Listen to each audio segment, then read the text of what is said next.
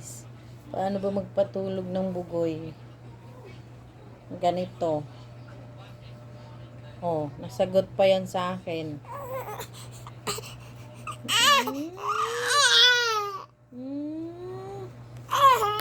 Ayan po siya guys, oh.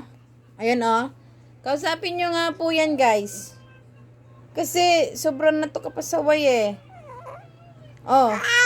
Oh, sus. Okay, kausapin mo nga sila. Kausapin mo. Okay, ayusin mo. Ayusin mo. Oh, sus. Hindi ganyan. Oh. Ayusin mo. Guys, ayan po si Shem. May bata po dito guys na ano.